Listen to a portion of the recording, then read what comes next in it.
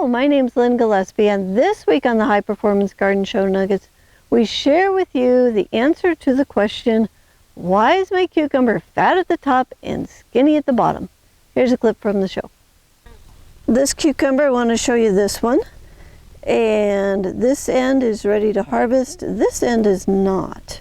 So what happened here is this did not get enough water here, and I've been kind of suspecting that the sprinkler wasn't hitting these well enough. And this is my confirmation that my cucumbers definitely need a little bit more water. So I'm going to go ahead and harvest this because this end is ready to go. We'll, obviously eat the whole thing, but definitely a little more water. This clip is from the High Performance Garden Show Year 10, Week 10. If you'd like to watch the whole show, it's free, it's online.